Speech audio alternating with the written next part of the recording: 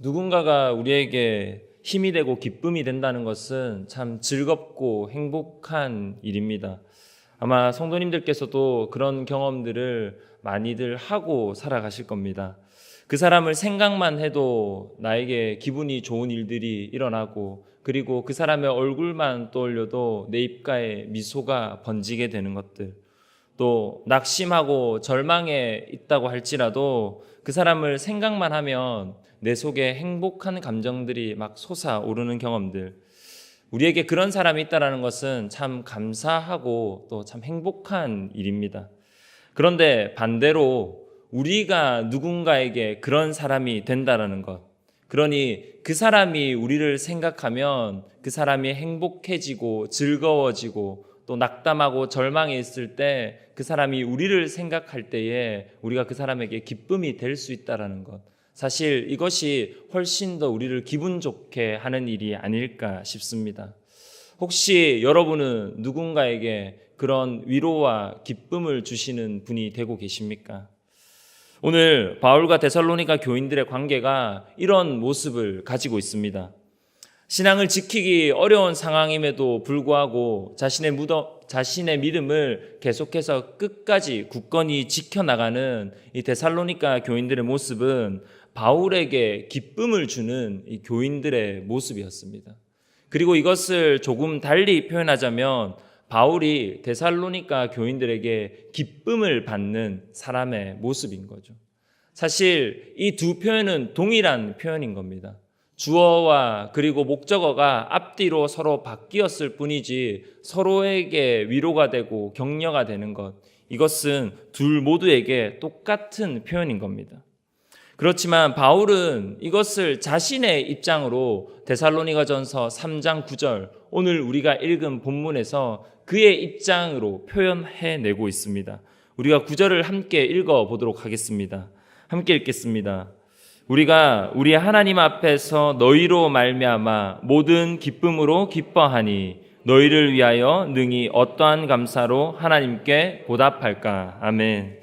지금 바울은 데살로니가 교인들로 인해서 자신이 받고 있는 이 기쁨을 이야기하고 있습니다.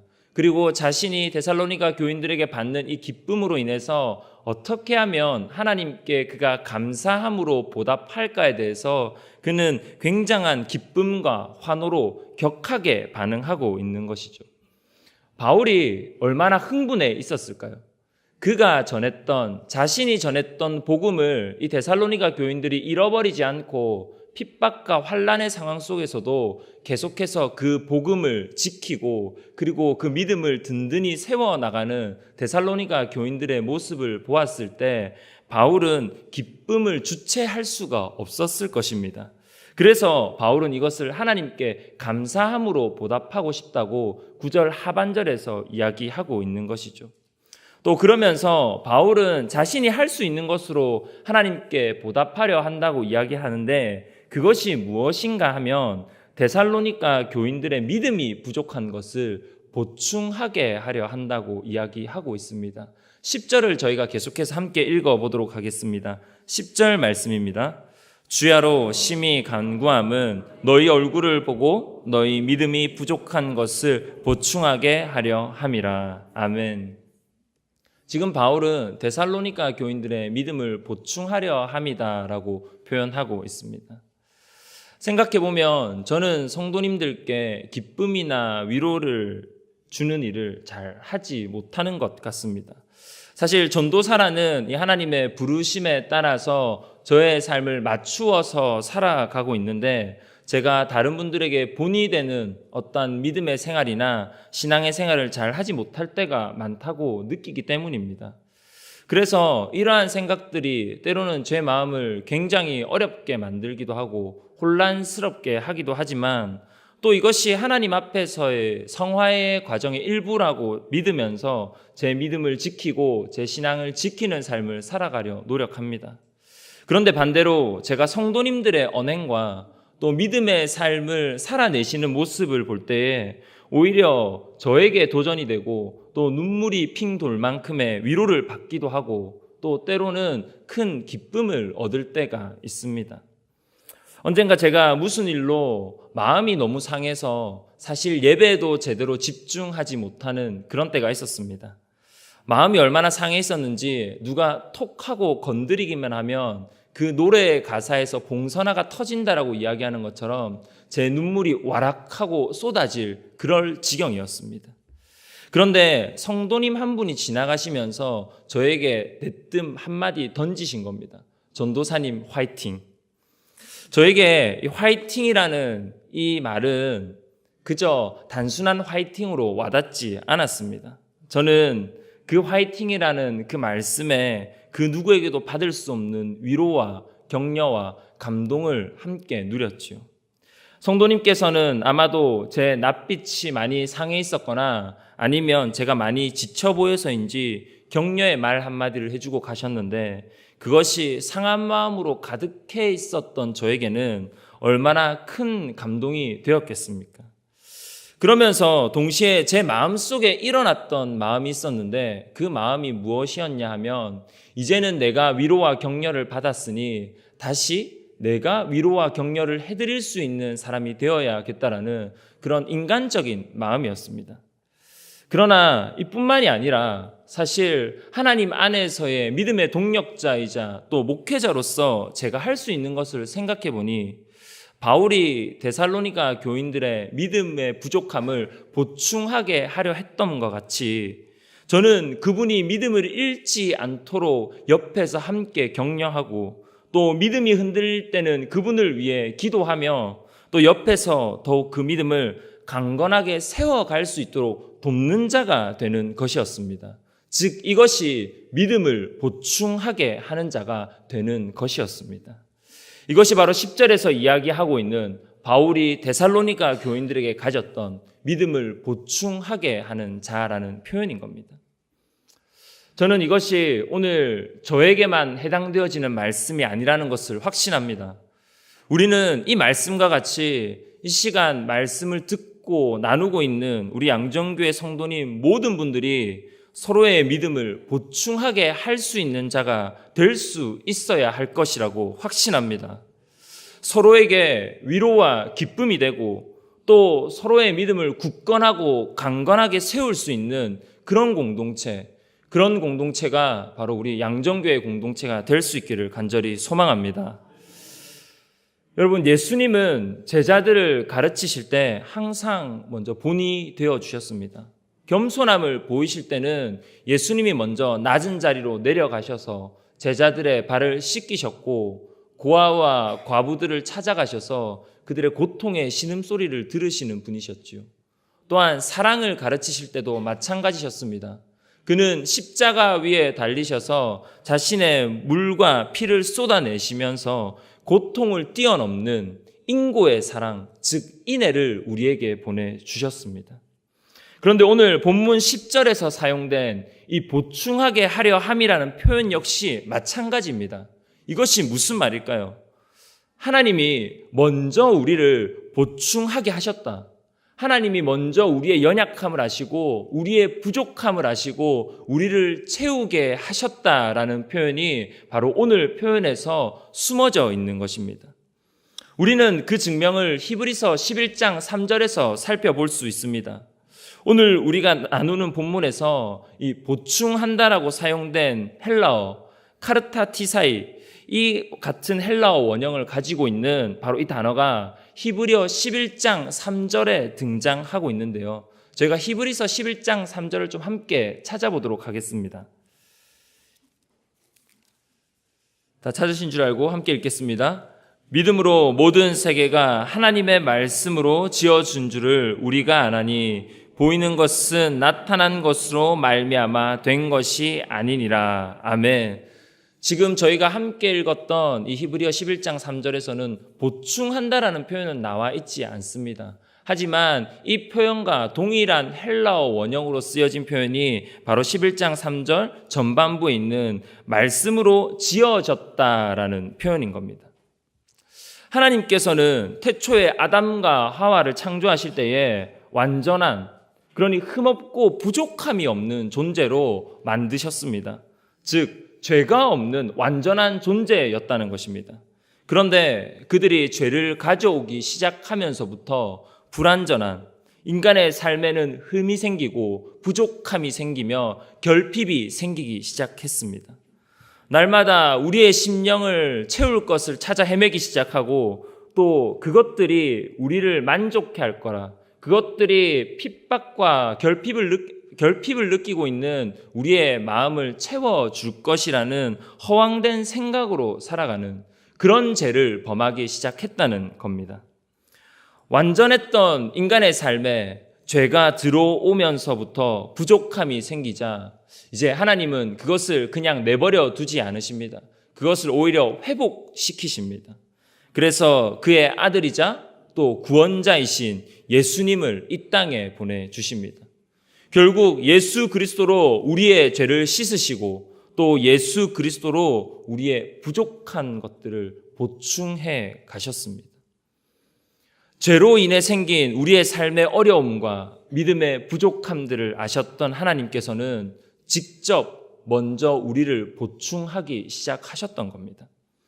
그래서 하나님을 믿는 자들은 세상의 것으로 만족하는 자들이 아니라 우리의 약함과 부족함을 아시고 또 그것을 보충케 하시는 예수 그리스도 한 분으로 만족하는 삶을 살아야 하는 것입니다.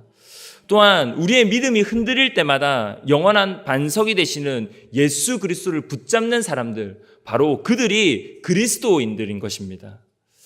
여러분, 저와 여러분은 그리스도인들입니다. 먼저 우리의 믿음과 약함을 보충하게 하신 성부, 성자, 성령 하나님께 은혜를 입은 자들이지요. 그러므로 이제는 우리도 우리의 이웃과 또 우리의 교회를 보충케 하는 자들이 되어야 할 것입니다. 12절의 말씀과 같이 하나님께서 우리를 사랑하심을 닮아 우리도 모든 사람에 대한 사랑이 더욱더 넘쳐나는 그러한 성도님들이 되는 일들이 우리 가운데 일어날 수 있기를 소망합니다. 또한 그것으로 말미암아 서로를 섬기고 배려하며 이해하는 모습이 우리 안에서 일어나야 할 것입니다. 여러분, 이것을 어렵다라고 생각하지 마십시오. 어렵지 않습니다. 아마도 제가 힘들어하고 지쳐 있을 때 그렇게 성도님께서 한마디 던져주셨던 그 말씀 한마디가 저를 위로하고 회복케 하여 보충케 했던 것과 같이 우리의 사랑이 담긴 말 한마디가 서로를 보충하게 할 수 있는 것입니다. 여러분, 옆에 앉아 계신 분들의 표정이 좋은지 좋지 않은지 잘 모르겠지만 여러분, 옆에 앉아 계신 분들의 표정을 한번 보시면서 그분들에게 여러분들이 해드릴 수 있는, 보충케 할 수 있는 말씀을 한번 나누어 보십시오.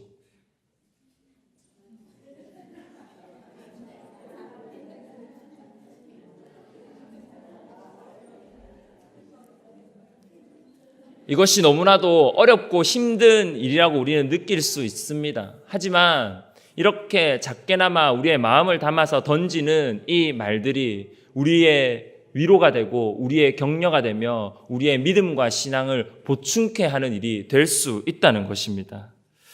우리의 삶과 교회 속에서 작지만 이러한 변화가 일어나기 시작할 때 우리는 마지막 날 하나님 앞에 거룩하고 흠없는 성도라는 이름으로 우리 모두가 함께 설 수 있게 될 것입니다. 그리고 이제는 우리가 하나님의 마음을 오히려 보충하게 해드릴 수 있는 그런 이름으로 우리는 그 자리에 설 수 있게 될 것입니다. 바울과 데살로니가 교인들의 관계는 목회자와 성도들의 관계를 뛰어넘은 하나님 안에서의 믿음의 동력자로서 서로를 보충케 하는 관계였습니다. 세상의 핍박과 환난 속에서 서로에게 위로와 격려가 되며 또 믿음의 생활에서는 사랑과 기쁨 그리고 감사함이 가득한 관계였다는 것입니다. 오늘날 우리의 위로는 하나님과의 관계가, 또 옆으로는 이웃과 성도님들과의 관계가 이렇게 바울과 데살로니가 교인들의 관계로 세워질 수 있기를 간절하게 소망합니다. 이제 보충하다라는 표현이 사용되어지고 있는 본문을 한 군데만 더 보고 오늘의 말씀을 맺으려 합니다. 마태복음 4장 21절인데요. 제가 읽어드리겠습니다. 네, 마태복음 4장 21절, 그 본문이 이렇습니다. 거기서 더 가시다가 다른 두 형제 곧 세베대의 아들 야고보와 그의 형제 요한이 그의 아버지 세베대와 함께 배에서 그물 깁는 것을 보시고 부르시니. 지금 이 본문 말씀은 예수님께서 그의 제자들을 부르고 있는 모습인 겁니다. 어부인 제자들을 예수님께서 부르시고 있는 장면인데요. 아까 우리가 함께 읽었던 히브리서 11장 3절의 말씀과 같이 사실 이 본문에서는 보충하다라는 표현이 전혀 등장하고 있지 않습니다. 하지만 제가 다시 한번 읽어 드릴 터이니 한번 잘 생각해 보시기 바랍니다. 거기서 더 가시다가 다른 두 형제 곧 세베대의 아들 야고보와 그의 형제 요한이 그의 아버지 세베대와 함께 배에서 그물 깁는 것을 보시고 부르시니. 혹시 눈치채셨습니까? 보충하다라는 표현이 제가 방금 읽었던 이 말씀 가운데 어떤 단어에 해당되는 것일까요? 그 표현은 바로 그물을 깁는다라는 표현인 겁니다. 깁는다는 것. 어부였던 예수님의 제자들이 예수님의 부르심을 받기 전 그들은 자신들이 사용하는 이 그물을 깁으면서 그물이 원래의 상태 역할을 할 수 있게끔 작업을 하고 있었습니다. 이전에는 터져 있거나 찢겨져 있었던 사용할 수 없었던 그 그물을 다시 바르게 사용하기 위해 그물을 깁는 것을 보충하다라는 표현과 동일하게 사용하고 있는 것입니다.